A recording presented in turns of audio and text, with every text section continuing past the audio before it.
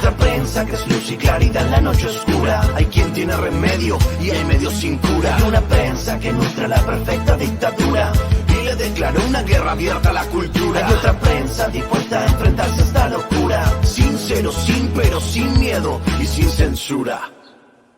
Amigos, amigas, ya estamos listos para hablar como los chayoteros no se atreven, no le vienen porque no van a morder la mano que les da de tragar. Yo soy Vicente Serrano y como siempre le pido que no permita que le den más de lo mismo. Le duela a quien le duela, le pese a quien le pese. Continuamos con los diálogos nocturnos y sin censura con invitados especiales, protagonistas de la política mexicana, del mundo cultural, en fin, personajes sin censura. Y para presentar a quien nos acompaña, hay que decir que ha sido un personaje blanco de la polémica, de los ataques, y también hoy protagonista, decía, de esta vida política mexicana, a veces ruidosa, a veces convulsionada, pero nunca tranquila, si me permite decirlo. Es secretario general del Sindicato de Mineros, presidente también de la Confederación Internacional de Trabajadores, es senador de la República y le agradezco mucho que nos confíe estos minutos para hablar sin censura al senador Napoleón Gómez Urrutia. Napoleón, muy buenas noches, gracias por acompañarnos. Al contrario, Vicente, muchas gracias por invitarme a tu programa, a estos diálogos, y estoy a tus órdenes, con mucho gusto. Pues, senador, vaya día que elegimos para conversar, un día bastante movido. La Suprema Corte de Justicia de la Nación, si me permite expresar mi opinión, parece querer convertirse con sus decisiones en una zancadilla para el proceso de transformación de México. Ha decidido la Suprema Corte de Justicia de la Nación invalidar la transferencia de la Guardia Nacional a la Secretaría de la Defensa Nacional. ¿Qué piensa de esta decisión de los ministros y ministras, senador? Bueno, yo lo voy a decir francamente, como yo acostumbro a hablarlo. A mí me parece muy lamentable que esta decisión se haya tomado así. Cuando discutimos y aprobamos la reforma a la ley para crear la Guardia Nacional primero en 2019 y comenzamos a ver la actuación de la Guardia Nacional hacia la Secretaría de la Defensa Nacional, veíamos los resultados y la estrategia que se pensaba seguir para dar mayor seguridad, protección, garantizar los derechos de todos los ciudadanos. Y vimos que en el periodo de 2019 a 2022, por ejemplo, los delitos, una vez que la Guardia Nacional comenzó a actuar contra la integridad física, contra la salud, contra el huachicoleo, contra el narcomenudeo, contra la producción de drogas, contra los robos y asaltos, comenzaron a disminuir drásticamente. Entonces vimos que sí tenía un impacto importante que la Guardia Nacional formara, y lo sigo pensando, parte de la Secretaría de la Defensa Nacional. Luego, vimos la profesionalización que se requería, porque cuando estaba la Policía Federal Preventiva, la AFI, todas las agrupaciones que fueron controladas por un civil en aquella época, pues, y sabemos dónde está ese civil detenido en Estados Unidos, cuestionado, interrogado en juicios, pues la verdad, crearon grupos, mafias, y la inseguridad no solo no se redujo, se nos incrementó notablemente. Entonces, cuando criticaba la oposición a Morena, a esta iniciativa, de que se iba a militarizar más este régimen, pues era un error. No estaban entendiendo que lo que se buscaba era dar más seguridad y que los civiles no necesariamente garantizaban esto, sino la profesionalización de las Fuerzas Armadas. Entonces, pues es lamentable que hayan tomado esta decisión, pero además me parece que pues están actuando políticamente, frenando estas iniciativas de reforma tan importantes que el presidente de la República introdujo, Andrés Manuel López Obrador, y que ahora pues parecen decisiones políticas para obstaculizar el camino de tener una mayor democracia, una mayor libertad, y una mayor justicia en México. Y bueno, pues es preocupante que estas decisiones se tomen. Esto es un indicio que nos debe de alertar sobre lo que puede pasar a futuro. En el periodo que falta de esta administración y los que sigan. Así es que pues creo que habría que reconsiderar, reevaluar toda esta situación, porque no creo que sea una decisión tomada sobre bases justas, equitativas, pensando en el bien de la sociedad, de los ciudadanos, sino en posiciones políticas principalmente. Por lo que estás diciendo, senador, déjame recordar aquello que me dijo Juan Carlos Monedero, referencia de la izquierda española y comprometido también con la transformación en Latinoamérica, en la entrevista última que me concedió en el Zócalo. Me decía, cuidado Vicente, que el monstruo viene vestido con toga. ¿Tú ves a este poder judicial, como lo hemos advertido muchos, en el enemigo de la transformación, así como en algún momento muchos advertíamos que la verdadera oposición estaba en el INE con Lorenzo Córdoba y Ciro Murayama? ¿Tú ves que estén jugando este papel perverso algunos ministros o ministras de la Suprema Corte de Justicia de la Nación desde el Poder Judicial, tratando de bombardear, si me permites la expresión, senador, lo que busca pavimentar este gobierno encabezado por el presidente Andrés Manuel López Obrador?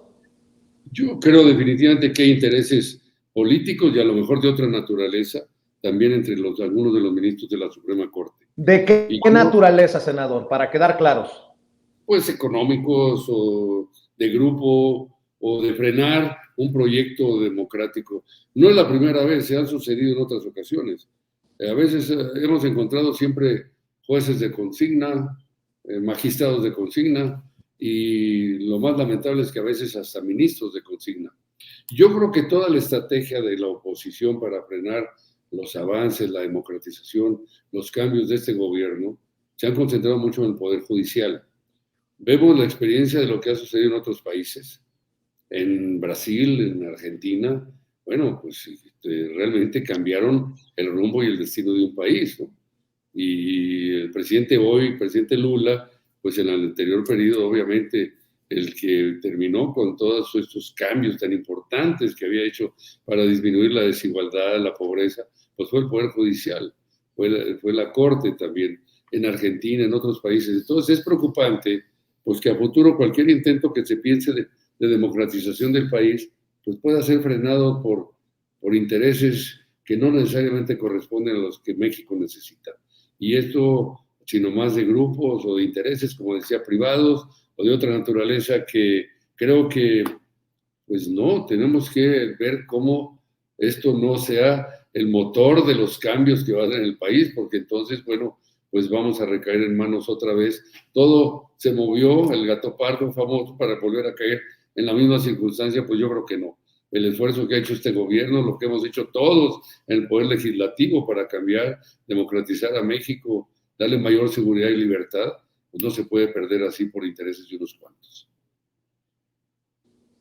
Espero que lo que estás diciendo, lo que estamos abordando aquí en Sin Censura, en este diálogo nocturno, senador, sirva nuevamente de advertencia, porque si bien es cierto, no creo que haya forma de que la oposición gane en el 2024, ahí está esta voz recurrente de una de tus colegas del PAN, Lili Téllez, que no sé quién le endulzó el oído y que dice que de ser presidenta va a meter a la cárcel al presidente Andrés Manuel López Obrador. Ojo, parece una locura, pero con un poder judicial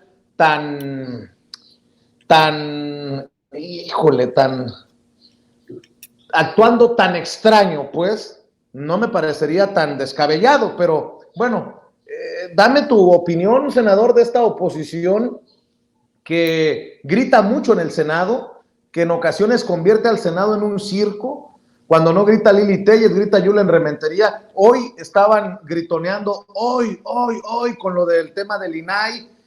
En fin, una oposición que pues no construye.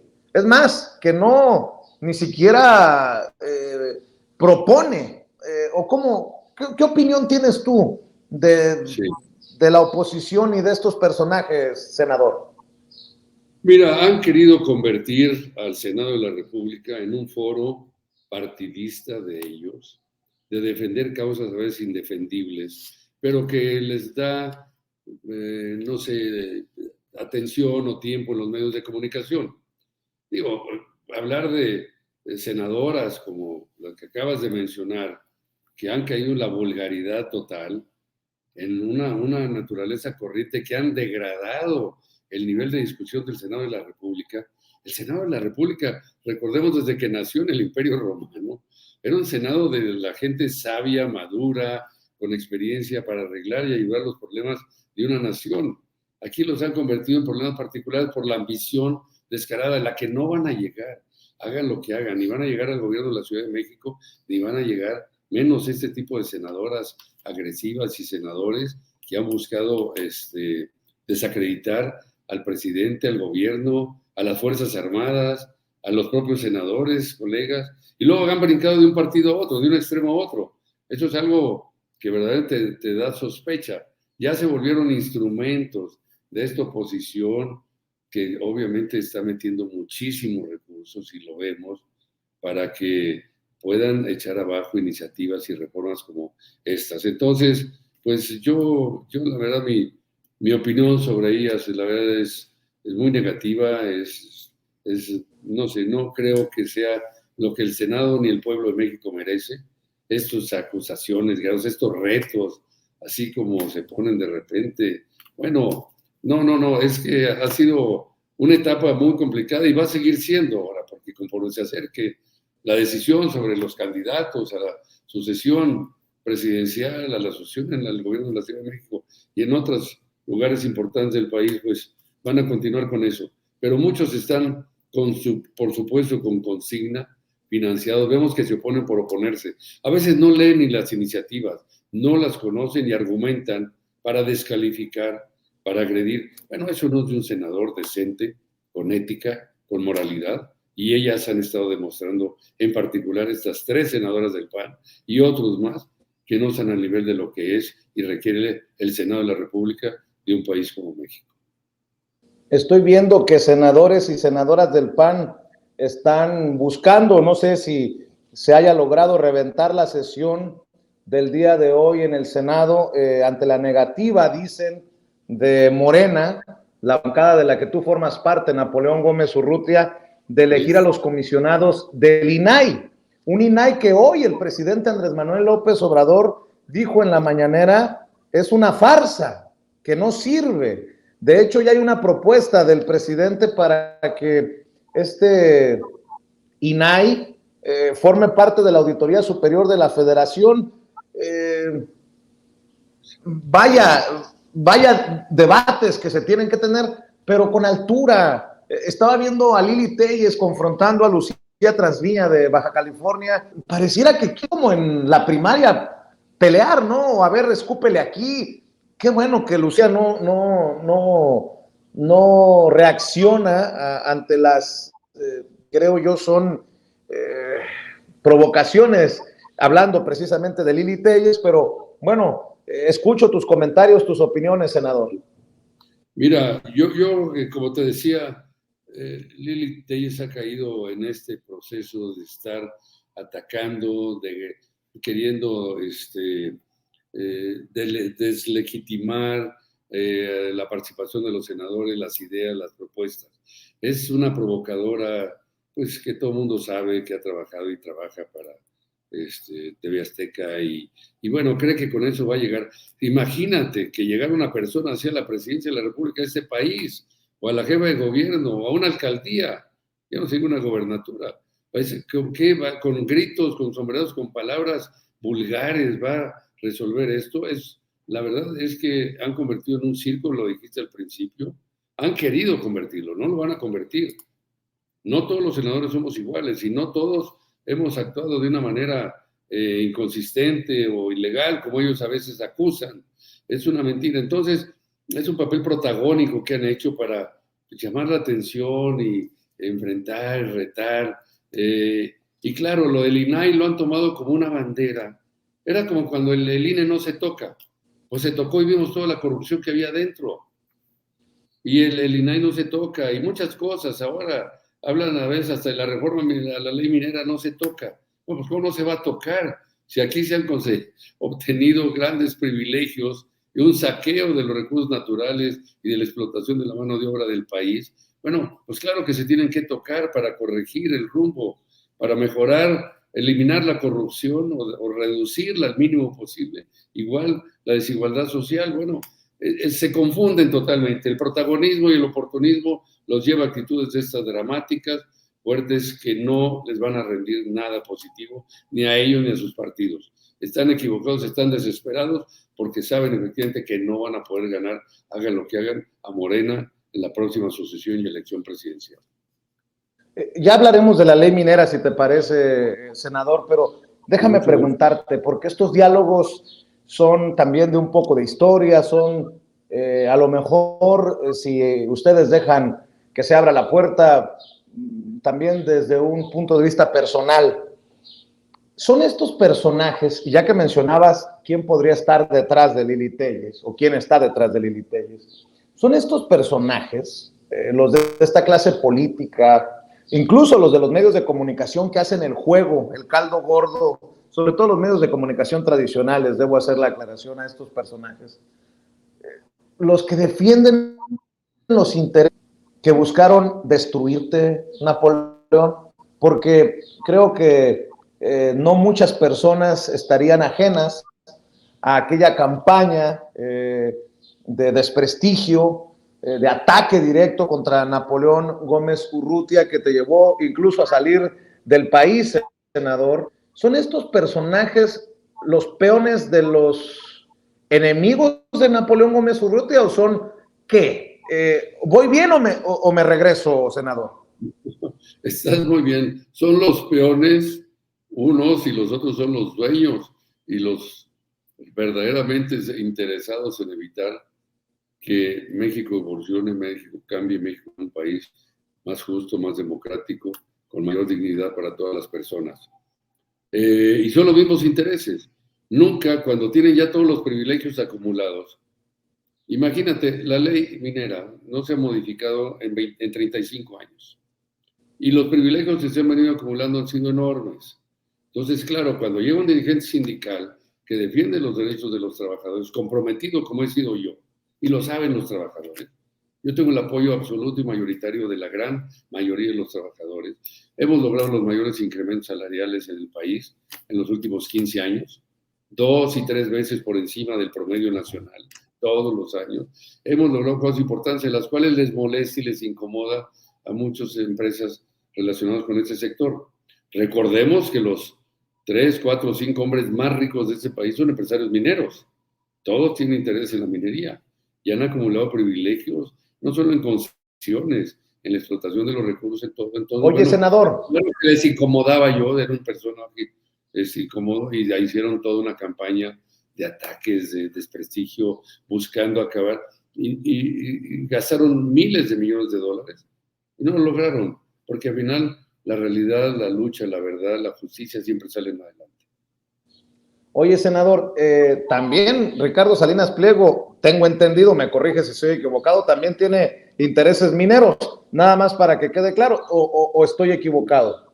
No, no estás equivocado, es correcto, claro que sí tiene intereses mineros y querían andar explotando minas subterráneas en el mar del Golfo de Cortés y otras más, por supuesto que sí. Pero miren, es que aquí hay un problema y ahorita estamos en medio de este debate de la reforma a la ley minera, porque pues obviamente se está buscando controlar, regular, modernizar y hacer más eficiente este sector, y no en base a la explotación de unos cuantos.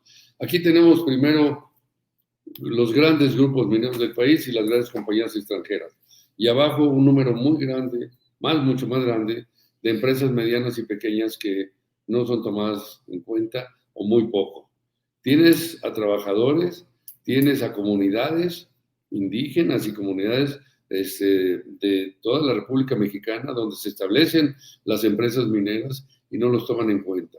Tienes daños al medio ambiente, tienes una serie de cuestiones que han venido propiciando y por supuesto que no quieren cambiar nada y argumentan y dicen y todo y manipulan diciendo que se va a afectar la inversión, que se va a frenar el sector, que no va, los americanos van a afectar y los canadienses con el Tratado de Libre Comercio, cosas que no tienen verdaderamente ningún sustento. Entonces, bueno, pues los escuchamos a todos y lo que digan, pero la verdad es que este país tiene que cambiar y dejar de tener estos privilegios exagerados que se han venido acumulando y que no hay otra forma de explicarlos más que por esa bondad que ha tenido el régimen y las leyes mexicanas, que han venido flexibilizando a su favor y que por supuesto les ha dado todo el control del territorio, la mayor parte del territorio mexicano, que a través de concesiones mineras, que les ha dejado que ellos exploten los recursos naturales a su antojo, hagan lo que se les pega y por supuesto la mano de obra y a los trabajadores sindicalizados y no sindicalizados. Entonces, creo que un reordenamiento legal como el que se plantea la nueva ley minera, les cuesta mucho trabajo aceptarlo y asimilarlo. Pues nadie quiere salir de la comodidad en la que están instalados cuando tienen todos estos privilegios. Esos son los que atacan a personas como yo, personas decentes que luchamos por un cambio, por una modernización, por una mayor responsabilidad social de las empresas y porque verdaderamente se respeten los derechos de los trabajadores, los derechos de las comunidades, las leyes mexicanas, por supuesto, el medio ambiente. El presidente Andrés Manuel López Obrador, senador Gómez Urrutia, se ha enfocado, y creo que con justa razón, y qué bueno que lo ha hecho, en la soberanía de nuestro México lindo y querido. ¿Ha habido presiones de las mineras extranjeras, sobre todo canadienses, a la hora de analizar, debatir, de mover la ley minera? ¿O de dónde vienen las presiones principales de esos que quieren mantener esos privilegios de los que habla, senador?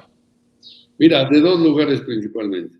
La Cámara Minera de México es la agrupación que a todas estas grandes empresas tiene ahí integrada en México.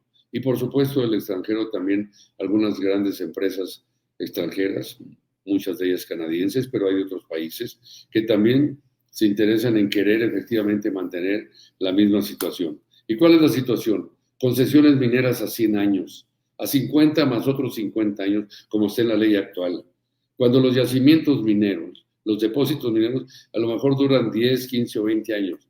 ¿Y sabes qué pasa después? Se agota el yacimiento, dejan de producir, si es que hicieron la producción, la exploración correcta y explotaron la mina, y se van, pero se quedan con la tierra.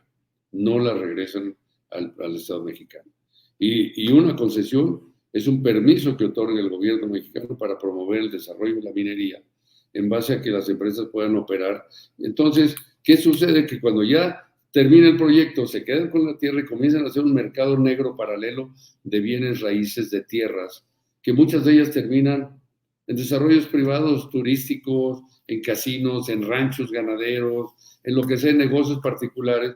Bueno, pues eso no es fomentar la minería, eso no es fomentar una explotación racional, justa y ética de un sector tan importante que es la base del desarrollo industrial de un país. Los países no se mueven, en la industria de un país no se mueve sin los metales, no hay todavía sustitutos de los metales, y no se mueve sin la mano de obra, porque todavía ni la automatización ni la robotización, ni pasarán muchísimos años para que las máquinas se puedan mover solas, sin la participación de la mano de obra. Entonces, no les gusta tener compromisos ni responsabilidades con los trabajadores, no les gusta cuidar el medio ambiente, no les gusta proteger los recursos naturales y hacer una explotación racional. Esos grandes intereses son los que, por supuesto, han querido presionar para mantener las condiciones como están en la nueva ley. Entonces, poco a poco, pues hay que estar en las discusiones, revisiones y con la argumentación sólida que hemos presentado los funcionarios de gobierno que están abocados a esta reforma a la ley, y pues nosotros, porque el Sindicato Nacional de Trabajadores Mineros, Metalúrgicos y Siderúrgicos, que yo presido, bueno, pues es un sindicato que es directamente afectado por cualquier decisión equivocada, por cualquier tragedia. Nosotros queremos evitar que siga habiendo tragedias, desastres en las minas, que haya trabajadores que fallecen por la irresponsabilidad criminal muchas veces de las empresas, porque no invierten en prevenir los riesgos y crean esa inseguridad. Bueno, siendo una actividad de alto riesgo la minería, pues obviamente lo primero que tenemos que pensar es que la seguridad es primero. Y eso es lo que a veces cuesta trabajo que inviertan, porque deciden que invertir en prevenir accidentes, en crear las condiciones adecuadas de trabajo, es un gasto, cuando debe ser una inversión en capital humano. Entonces confunden la ambición de producción, utilidades, los confunden y los vuelven insensibles a la necesidad social de cuidar, como decía, a los trabajadores, a las comunidades, al medio ambiente y respetar las leyes mexicanas. Eso es lo que se pretende cambiar con esta ley. Estoy casi seguro que a muchos en el negocio de la minería no les gustó cuando el presidente Andrés Manuel López Obrador, luego de que no avanzara la reforma eléctrica, anunciara la nacionalización del litio. ¿Cómo ves el tema del litio hacia el futuro? Hablando de empresas extranjeras, porque bueno, tenemos Litiomex que se va formando, que va avanzando, pero si me permite la expresión y sin afán de que esto se saque de contexto, todavía está en pañales esto, que en algunos lados como en Bolivia llevó hasta un golpe de Estado. Eso es lo que hemos sostenido algunos. ¿En dónde estamos parados en este tema y qué papel jugó, jugará o pretende jugar Napoleón Gómez Urrutia? Bueno, mira, el litio, como todos sabemos, es un mineral estratégico para el desarrollo de la industria, sobre todo la que tiene que ver con toda la fabricación de alternativas eléctricas, de las baterías de los coches, de las computadoras. Es un producto que le han llamado el oro blanco o el petróleo blanco del país, pero hay otros minerales estratégicos también, como el mercurio, como el uranio, en fin, más que el Estado mexicano pues ha querido ejercer la función de rector de la administración y la utilización y explotación de estos recursos. Y por eso ha hecho estas modificaciones, la nacionalización del litio, el conservar, por ejemplo, ahora en la ley minera que el mercurio también sea sujeto y controlado por el Estado mexicano, porque si no, pues esto se presta a cualquier cosa y seguramente con el uranio, que es estratégico, en fin. Entonces, yo creo que es muy importante que esto sea controlado por el Estado mexicano y claro que las empresas quieren tener toda la flexibilidad para hacer lo que han venido haciendo durante muchos años. Hay algunos periodistas y columnistas distinguidos de México, de periódicos democráticos y progresistas, que les llaman los varones de la minería y que se sienten intocables y que no quieren ningún cambio que pueda perjudicar sus intereses. Bueno, pues contra eso se está luchando, porque tenemos que racionalizar y pasar en otra etapa en este México. Mira, senador, sí.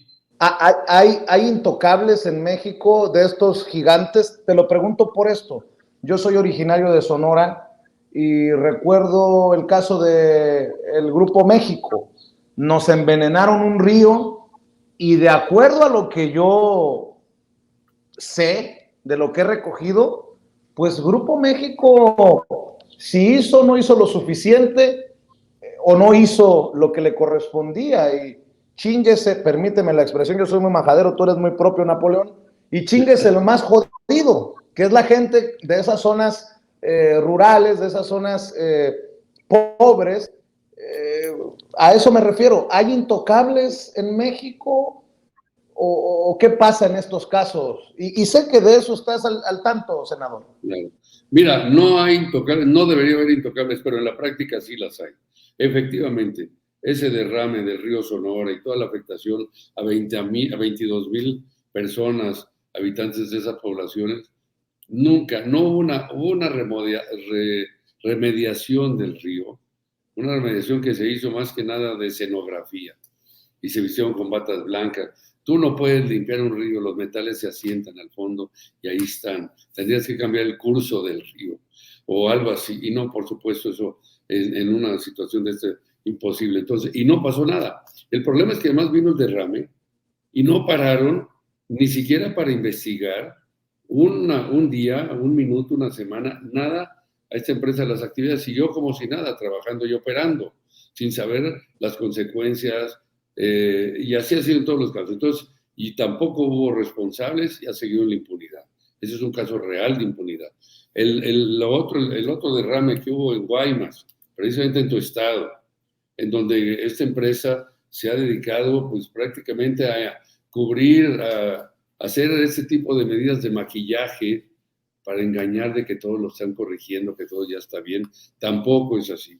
Ni en Taxco Guerrero, ni en Somaret, Zacatecas, ni en ningún lugar. Esta empresa es altamente contaminante. Hay opinión en el mundo, consideran a Grupo México una de las 10 empresas menos éticas del mundo.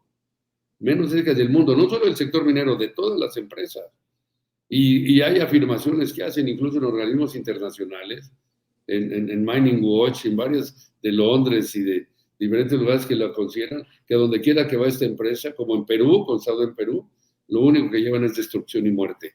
Y así les molesta, esa es la realidad. No invierten en prevenir, no cuidan el aspecto ambiente. Y esa ley los va a obligar, esta nueva ley que se está buscando que se apruebe en el Poder Legislativo, en el Congreso de la Unión, esta viene a afectar porque los obliga a cuidar, a remediar, a invertir, incluso cuando termine la operación de una mina que la cierren, porque ya se agotaron los yacimientos o por cualquier razón, tienen que buscar un compromiso de remediarlo y no dejarlas abandonadas.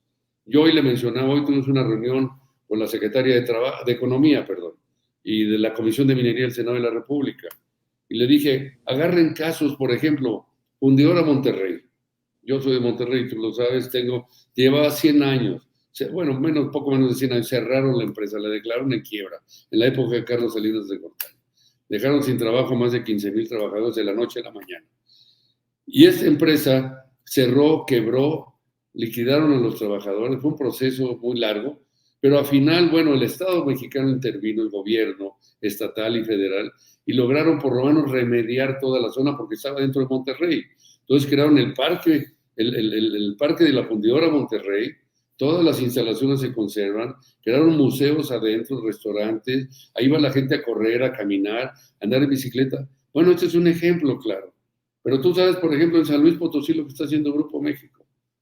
Cerró las minas de cobre, la planta de cobre que tenía ahí, y está por cerrar, o no, si ya la cerró la de electrolítica de zinc. Tienen terrenos enormes donde estuvieron acumulando por años, por décadas, todos los desperdicios y yacimientos, y crearon presas de jales. Bueno, pues ahora lo que están queriendo hacer es hacer un plan de desarrollo urbano sobre esas tierras. Imagínate si hay contaminación, las personas, los centros comerciales, lo que creen ahí, cómo van a vivir pensando en la inseguridad que hay abajo de la tierra donde construyeron esos edificios. No es una remediación seria, es de maquillaje para poder vender esos terrenos, hacer esos desarrollos y beneficiarse más. O sea, tiene que haber un control y una regulación. No pueden ser tan inmorales, tan indecentes con los trabajadores, con las personas, con nadie.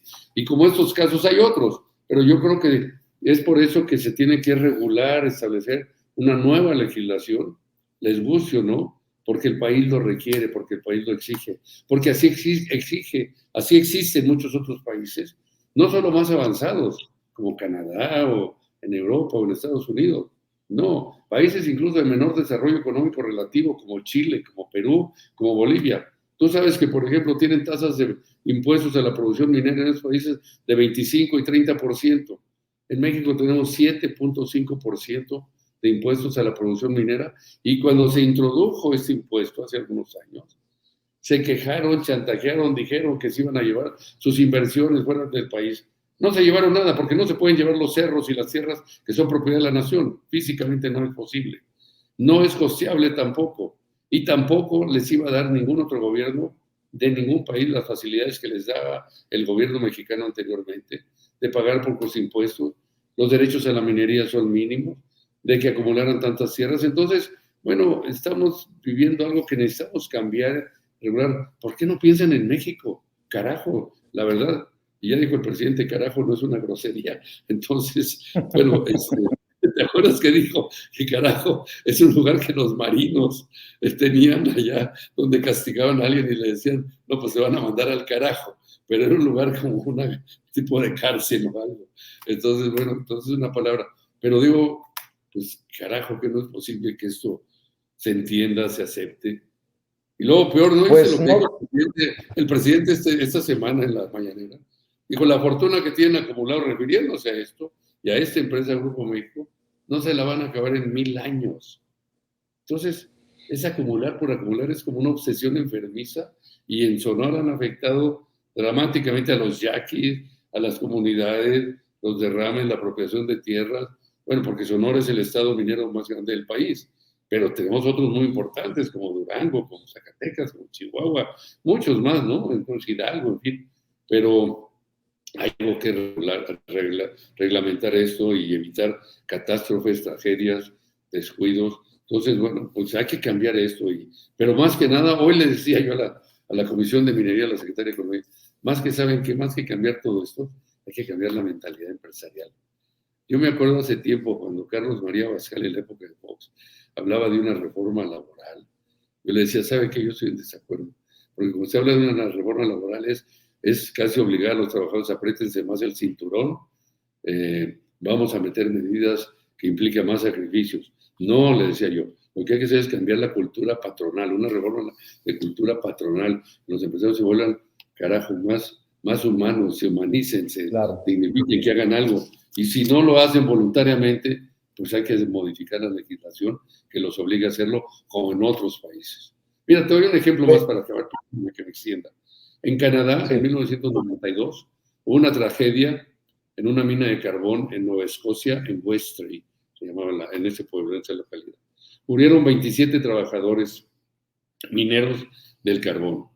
Y a partir de ahí vino toda una reacción y un movimiento, porque estaba operando en condiciones inseguras la mina, pero siguieron operando. La ambición de producción de utilidad.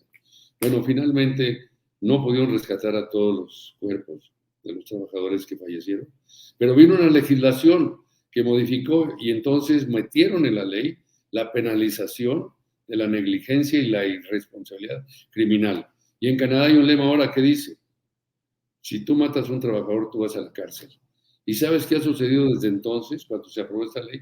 Ha disminuido completamente la inseguridad. No digo siempre riesgos, obviamente, pero al mínimo, porque obviamente ahora sí se preocupan de que si cometen una irresponsabilidad, estas pueden ir a la cárcel.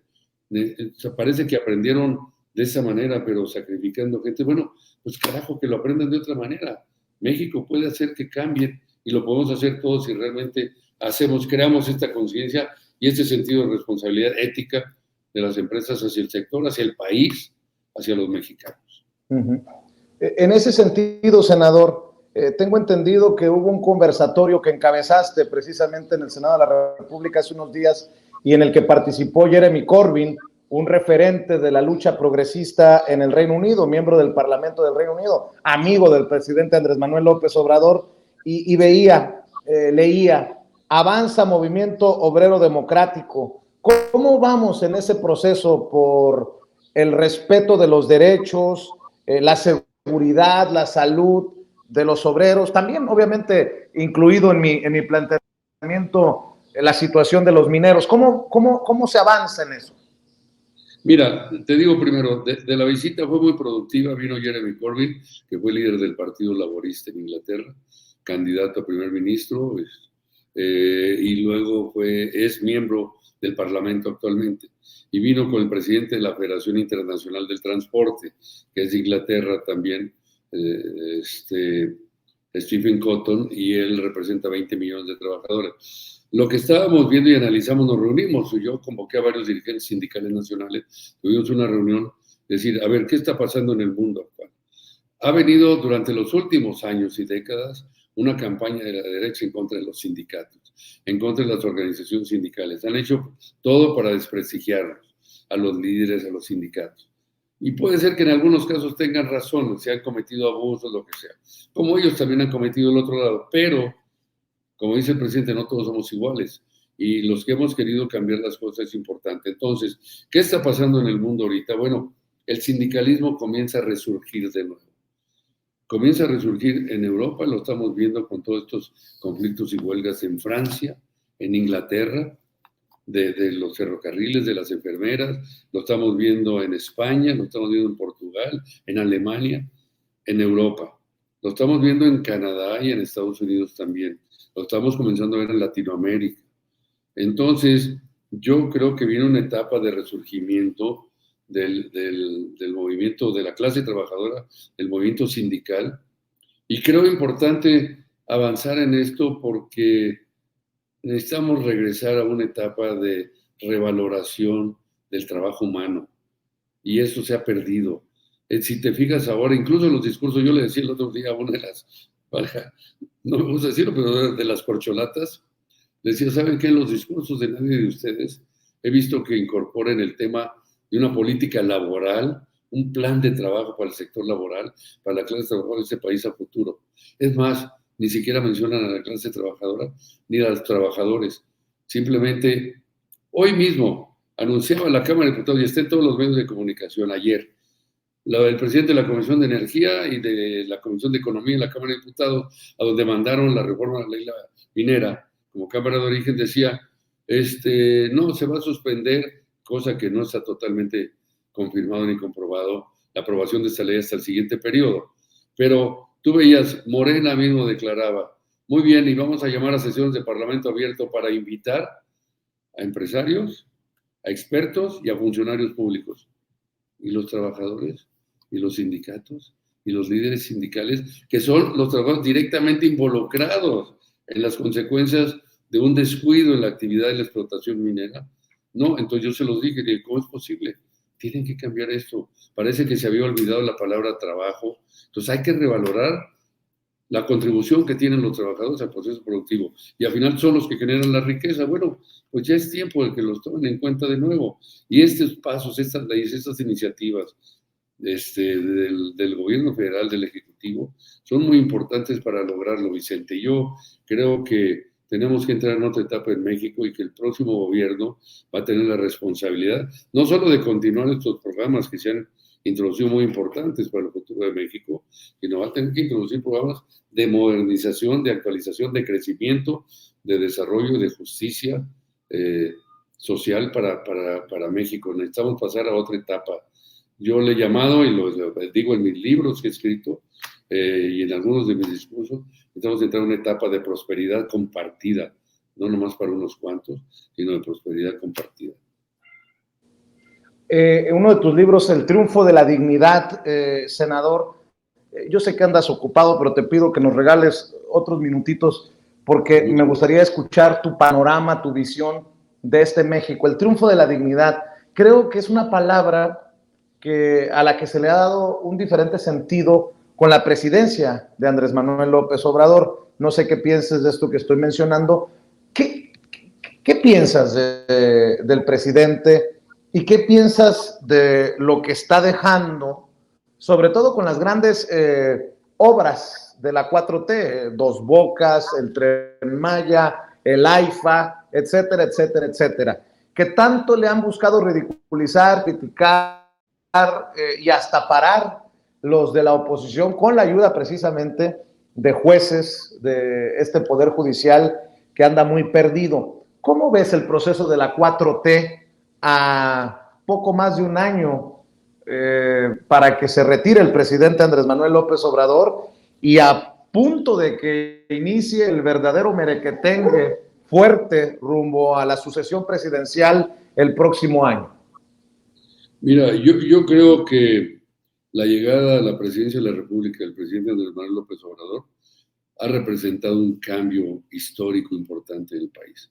En los últimos 80 años no habíamos tenido un gobierno encabezado por un presidente como Andrés Manuel López Obrador, que realmente se dedicara y se preocupara por el pueblo, que buscara el beneficio de los más desprotegidos, que buscara eliminar la corrupción, disminuir la desigualdad y darle más oportunidades a todos. Yo creo que se han hecho cosas importantísimas, trascendentes, que por supuesto muchos otros lo han criticado, lo han querido desprestigiar. A la larga yo creo que vamos a extrañar mucho a López Obrador y los grandes proyectos. Así lo veo y estoy seguro. Y no estoy en una posición oficialista. Yo no tengo ningún interés de quedar bien con nadie ni nada, pero lo veo en la realidad. Han sido proyectos importantísimos que han reducido la fuga de recursos, la evasión, la corrupción, y muy importantes. Entonces yo creo que, yo le vivo diciendo a los trabajadores, esta ha sido una oportunidad histórica para cambiar el sindicalismo en México, para reivindicar la lucha sindical, la clase trabajadora, porque tenemos que equilibrar esto. Te decía hace un momento, ya casi no se menciona ni a la clase trabajadora, ni a los trabajadores, que son los que con sus manos, con su experiencia, producen la riqueza del país. Las máquinas no se mueven solas. Los empresarios podrán correr el riesgo de invertir y todo, pero quien finalmente hace el proceso productivo de generación de producción y riqueza son los trabajadores. Él ha abierto las puertas para mejorar los salarios. Creo que todavía hay mucho por hacer, los salarios mínimos, pero también faltan salarios contractuales, y también las puertas de democracia sindical y de la democracia en el país.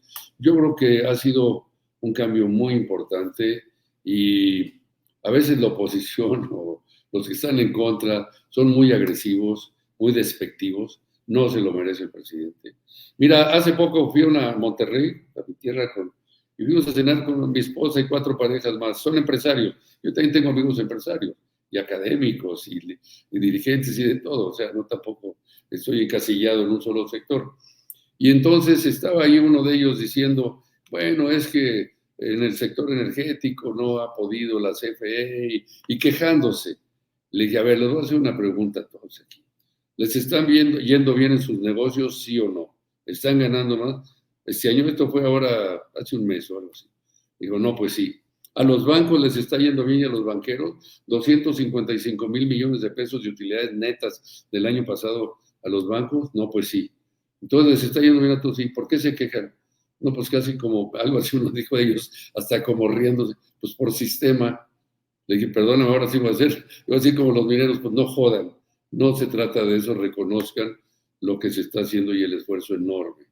Si aparte se están beneficiando, pues no sean hipócritas.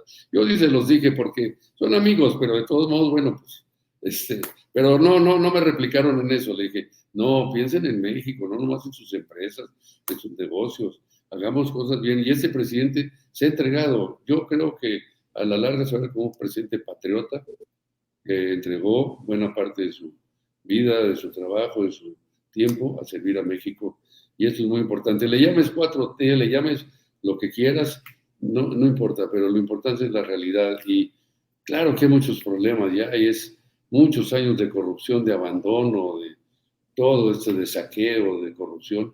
Bueno, corregir eso no es fácil, pero creo que ha habido cambios ya muy importantes y pues habrá que continuar con ellos. Seguramente Morena, si gana las elecciones, como yo así lo creo y lo espero, pues va a poder continuar quien sea el candidato o candidata a la presidencia de la República, comprometerse a resolver eso. ¿Ya tienes corcholata, senador? No, fíjate que te voy a decir, la verdad tengo un sindicato muy democrático, aunque la gente diga lo que diga, cuando somos muy democráticos y transparentes. Nosotros siempre consultamos a los trabajadores, a las bases, antes de tomar una decisión. Pues apoyamos a todos, nos relacionamos con todos, tenemos buena relación con todos, pero no porque no podemos arriesgar y comprometer al sindicato, apoyar a uno y que no fuera eso y que a la larga en 6 años vengan represalias o mala situación o trato. No, el sindicato trasciende los gobiernos, como muchas otras organizaciones. Y creo que en ese sentido hemos tomado una actitud de decir, vamos a apoyar al candidato, el que sea, cuando sea el momento que proponga Morena, si realmente está identificado con los intereses del país y con los derechos de los trabajadores, sobre todo, que pues representando el sector laboral es lo que nos importa. Creo que eso no hemos tomado una definición, pero estamos bien con todos, nos llevamos bien con todos y hemos participado en diferentes eventos y actos con ellos y lo seguiremos haciendo.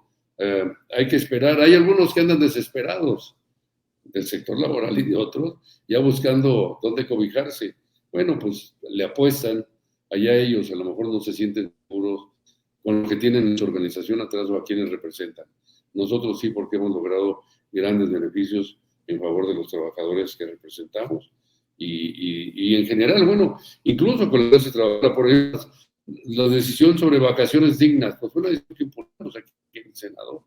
Yo como presidente de la Comisión de Trabajo y Previsión Social del Senado, impulsamos lo de vacaciones dignas y benefició a todos. Hoy estaba leyendo que los trabajadores bancarios de Bancomer y de otros lugares van a recibir enormes utilidades, porque como le fue muy bien el año pasado, entonces pues la repartición, el reparto de utilidades va a ser mayor. Bueno, pues se han beneficiado muchísimos. De repente me llama un líder sindical allá en, no sé, en Pánuco, Veracruz, y me dice, oiga, lo mandan a salvar los trabajadores bancarios aquí en la sucursal donde tenemos nuestras cuentas. Le dije, ¿por qué? Dijo, porque están muy agradecidos. Ahora sí Bancomer ya los tiene registrados con su nombre real, bajo Bancomer, con su sueldo real, con sus prestaciones reales, y ya tienen derecho a reparto de utilidades, digo, cosa que no tenían antes.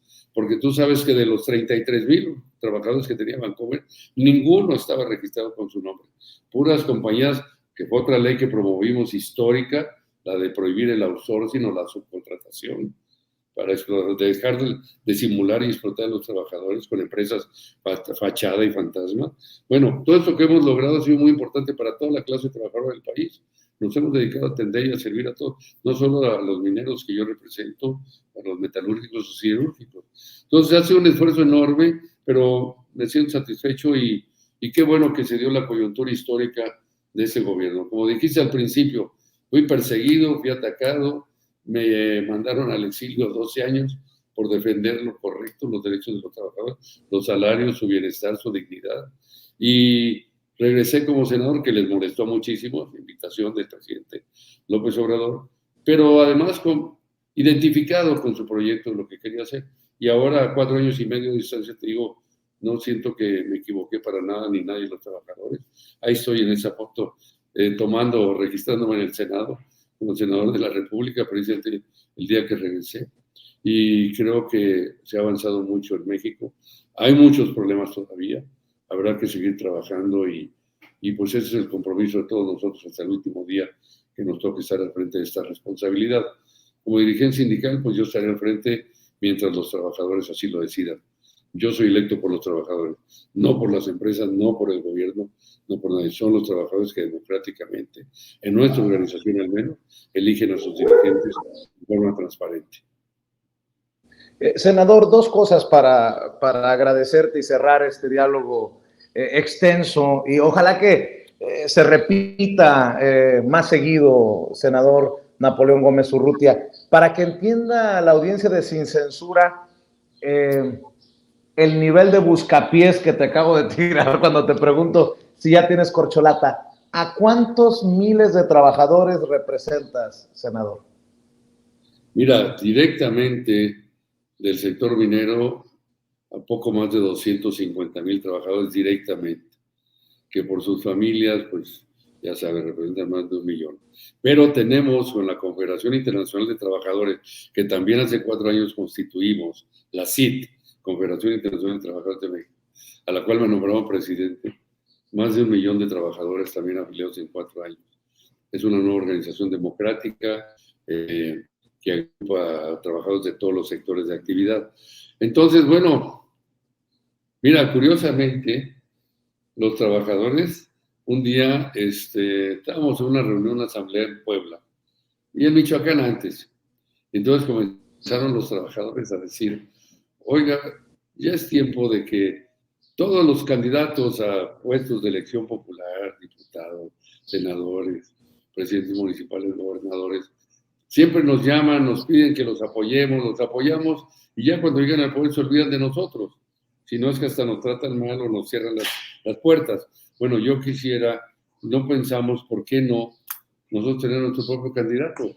Y comenzaron a manifestarse, y yo no sabía, intuí el sentido por dónde iban. Les dije, no, tranquilos compañeros, porque estamos en una situación, sabemos cómo se maneja la política, no somos improvisados y sabemos cómo se maneja en México. Entonces, pues a su debido tiempo manifestaremos claro, nuestra voluntad, nuestro deseo y analizaremos bien todas las alternativas que existen en México. Pero así fue, ¿no? Pero mira, los trabajadores así lo piensan, decir, oye, pues siempre nos utilizan, ni nos abandonan, ni nos dejan. ¿Y por qué entonces nosotros qué somos, no? Operadores, instrumentos. Nunca más. Así es. Por eso sí, hay que reivindicar los derechos de los trabajadores, hay que reivindicar la sociedad mexicana, hay que reivindicar la dignidad. Mi anterior libro fue El colapso de la dignidad, que fue toda la crisis, la caída, la corrupción de estos empresarios, el ataque, la persecución política toda. Pero con mi regreso como senador de la República, como presidente de esta Comisión de Trabajo y Previsión Social del Senado, como miembro de otras 4 comisiones importantes del Senado, de Economía, de Energía, de Minería, de Relaciones Exteriores, estoy en 5 comisiones, y todo el trabajo que hemos hecho y las iniciativas de ley, bueno, pues creo que venimos a contribuir en todo este gran proyecto que el presidente de la República inició y que habrá que continuar. Y creo que eso Déjame preguntarte, ¿qué le dices entonces a las personas en las que sí permeó la campaña en tu contra, no te bajaban de corruptazo, no querían meterte a la cárcel, y para aquellas personas que pudieron haber creído lo que se decía de Napoleón, ¿qué les dices? Lo que les digo que todo esto fue una campaña orquestada de desprestigio de unos cuantos empresarios aliados con los gobiernos corruptos de Vicente Fox y de Felipe Calderón, y que quisieron acabar con no solo conmigo como dirigente sindical, sino con la organización sindical. Quisieron apropiarse, creían que esto era una empresa como la que están acostumbradas a servir, del Sindicato Nacional de Mineros, que por cierto el próximo julio cumple 89 años de existencia. Y intentaron todo, desprestigiarte, atacarte, eliminarte incluso, amenazas hasta de muerte, y luego corromperte. Y como no lograron nada de esto, pues fue una frustración. ¿Te ofrecieron dinero? Sí, claro, muchísimo. Lo cuento en mi libro ¿Cuánto? Colapso de la Dignidad. No, ofrecieron muchísimo. Comenzaron, y lo digo así, con 10 millones de dólares, subieron con 20, terminaron con 100 millones de dólares, y hasta yo me sorprendí. Ahorita te digo quién me los ofreció y por qué. Porque lo cuento en mi libro, no tengo que ocultarlo. Y yo le dije, ¿a poco valgo tanto, 100 millones de dólares? Dijeron, es que tú representas algo que en México no habíamos visto. Y México no está preparado para tener líderes como tú. Líderes que son educados, que tienen carrera, que tienen estudios de posgrado, que hablan idiomas. Le dije, ¿México no está preparado? ¿O ustedes, los empresarios? Le dije, porque al final estaban pues Larrea, estaba Balleres, estaba Alonso Ancira Elizondo, y pues a lo mejor alguno que otro por ahí oculto. Mira, Ancira terminó en la cárcel en España 2 años y medio, ahora acaba de declarar ayer la quiebra de Altos Hornos de México, saquearon esa empresa, van a dejar cerca de 20,000 trabajadores directos sin empleo, les van a pagar, declararon ayer el juez de la quiebra, 40 días por su liquidación, por su contrato de años. Bueno, todo esto hizo ese señor que quiso atacarme y por supuesto hacer todo en mi contra. Y Gutiérrez, que ya no existe, están sus hijos al frente de la empresa. Larrea, pues quién sabe cómo esté y dónde esté. Pero yo me acuerdo y lo cuento, hay un proverbio viejo, no sé si es de la Biblia de algún lugar, que cuando me atacaban más, me decían los amigos que me respaldaban, los grandes líderes sindicales y políticos, no solo de Canadá, de Estados Unidos, de Europa, de América Latina, me decían, tú te sentarás algún día en la puerta de tu casa y verás pasar los cuerpos de tus enemigos. Pues ya los comencé a ver, y quién sabe cómo vaya a terminar eso.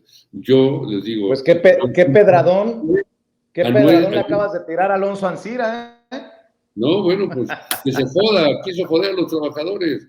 Tú sabes que en alguna ocasión el tipejo declaró en la calle, en unas entrevistas de banqueta, ¿y qué piensa de Napoleón Gómez Urrutia? Y se atrevió a decir, ojalá estuviera muerto. Yo lo demandé porque eso implicaba, lo consulté con mis abogados, una incitación a cometer un acto criminal, que lo hubiera dicho a ese grado, cínico, un tipo que verdaderamente hundió a la empresa, la quebró. Ahorita se están lamentando todos los trabajadores y por supuesto los proveedores y los contratistas a los que dejó embarcados, y Coahuila y Monclova y Coahuila y todo. Bueno, todo lo que quisieron hacer en contra de ellos. Yo actué siempre y le diría eso a todos aquellos que dudaron, y veo que la mayoría ya han cambiado de opinión, me han visto actuar, me conocen personalmente. Yo le diría, yo siempre actué con honorabilidad, yo siempre actué con respeto, con entrega y compromiso hacia los trabajadores, hacia mi país, al que quiero muchísimo, por supuesto, y actué siempre al lado de las causas justas para mejorar la dignidad y el bienestar de los mexicanos. Y eso es lo que seguiré haciendo. Entonces, pues, me costó mucho, 12 años en el exilio, 12 años. Nada más para aclarar, ¿quién te ofreció los 100 millones? Alonso Ancira Elizondo. Lo mandaron ¿Él te los ofreció? Él personalmente. Lo mandaron a Vancouver. Oye. Y le dije, ¿y de dónde vas a sacar ese dinero? Dijo, bueno, es una cooperacha de las empresas y del gobierno también. Le dije, sí. Le dije, ¿por qué no se los dan mejor a los trabajadores? Le dije, mira, te voy a decir una cosa en resumen. Ni Napoleón Gómez Urrutia está en venta, ni el Sindicato Nacional de Mineros está en venta. Dénselos a los trabajadores, que bien lo merecen. No, es que mira, que así no regrese en 3 años hasta que acabe el gobierno de Calderón, cómprate un yate, estupideces superficiales, y la verdad nunca me han interesado en esas cosas. Entonces se equivocaron por ¿Y no todo. ¿Y no te da miedo, senador? ¿Ya se fue el miedo o sigues teniendo miedo a que te cumplan una de estas amenazas? No, mira, nunca he tenido miedo y no me da miedo. Tomo mis precauciones de todos modos porque, pues nunca sabes, hay gente muy loca en ese país y estás hablando, pues, con los varones que no han querido ningún cambio en ese sector. Yo les he hecho un llamado al diálogo, a sentarse a resolver por la vía de la racionalidad, de la inteligencia, de la sensatez, de la responsabilidad social, a resolver esas cosas, y no se han sentido. Es que se acostumbraron durante muchos años a hacer lo que querían. Bueno, te digo una cosa, te la voy a decir, está muy fuerte, pero te la voy a decir, porque además lo cuento también en mi libro Corazón de la Dignidad. La última vez que yo vi a Germán Larrea fue en el año, creo que 2005. Me invitó a comer. Estaba recién inaugurado, tenía poco tiempo, un año o dos, el Four Seasons. Y fuimos al restaurante francés del fondo. Cuento una anécdota del vino ahí, muy chistosa, pero no la voy a platicar ahorita. Pero estábamos discutiendo, me llevó una propuesta de un sistema de bonificación para los trabajadores de Cananea, precisamente. Que decía, si logran alcanzar 300,000 toneladas diarias de producción, que si las llegamos a las 260,000, 280,000, les voy a dar un bono de tal y tal y tal. Yo le decía, es que es imposible, no lo dan las máquinas, no lo da, trabajaran así 24 horas del día, 365 días del año. Es como cuando pones en un vehículo, en un carro, que corre hasta 280 kilómetros y aunque lo tengas no te los da 220, 230, lo que sea, y menos constante y todo el tiempo. Entonces le dije, es imposible. Le dije, no, que me podía dar un modelo para... No estoy de acuerdo y además los trabajadores nunca lo van a aceptar. Entonces, le dije, así les puedes ofrecer $1,000,000 a cada trabajador. Pues si es imposible alcanzarlo, es un engaño. No, que mira, que se lo llevamos a Fox, al presidente Fox, para que lo apruebe. Y le dije, a Vicente Fox se lo llevarías al presidente. Le dije, si no estamos de acuerdo, dijo, no, hombre, él sí lo va a aprobar. Le dije, ¿tú crees que lo va a aprobar? Y me contestó así, escuchen, ese pendejo hace lo que yo le diga. Germán Larrea, que lo digo y lo cuento en mi libro. Es así, a ese grado, al presidente de la República, sea quien sea, pero bueno, qué arrogancia, qué prepotencia. Pues así está, pues, lo recuerdo porque surgió el tema, pero está ahí en mi libro, lo narro. Claro que, pues estas cosas te obligan a tomar precauciones, ya sé que hay gente muy enferma y muy loca, pero pues tampoco comen lumbre cualquiera, ¿no? Ahí están viendo lo que les ha pasado a socios también, y no por mí, por el sistema, por los abusos, por los excesos que cometieron con los trabajadores, con las empresas, con los saqueos, con todo. Entonces, pues ojalá México, en esas tragedias como la de Pasta de Conchos, con los derrames en Cananea, en Tasco, Guerrero, San Bernardo, como todo esto no vuelvan a suceder jamás, ni en México ni en ningún lugar del mundo. Eso es lo que queremos. Carajo, ¿por qué no se dan cuenta de que queremos cambiar y hacer un mejor país para beneficio de todos los mexicanos? Pues, senador, me ha gustado mucho hablar sin censura contigo esta noche. Ojalá que se repita y muy pronto. Te agradezco que hayas tenido la confianza con tu servidor y que sigamos poniendo estos temas sobre la mesa que muchas veces, y lo dices bien, son olvidados, pero nos vemos pronto aquí en Sin Censura. Por lo pronto te mando un abrazo. Con mucho gusto, gracias Vicente, igual a todo tu auditorio y te lo agradezco mucho. Es una conversación muy interesante y bueno, pues así son las cosas. Hay que hablar siempre con la verdad. Yo creo que a veces los mexicanos tendemos a engañarnos en la política, a hacer cosas, pero yo creo que también, de todos modos, al final nos supera la realidad y la verdad y salen adelante siempre, como en mi caso. Por eso, así, con la frente en alto y desde luego buscando siempre respetar y rescatar la dignidad de todos los trabajadores y de mi familia también, que también fue muy atacada en todo esto. Pero muchas gracias por la oportunidad y claro que sí, con mucho gusto, seguimos en contacto.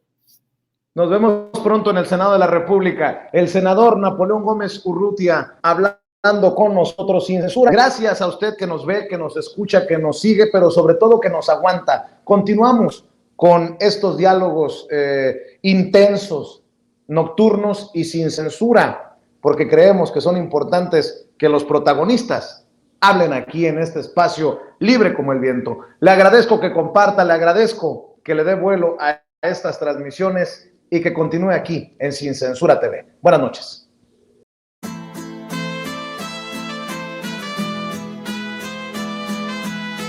Otra prensa que es luz y claridad en la noche oscura. Hay quien tiene remedio y hay medios sin cura. Hay una prensa que nutre la perfecta dictadura y le declaró una guerra abierta a la cultura. Hay otra prensa dispuesta a enfrentarse a esta locura, sincero, sin pero, sin miedo y sin censura.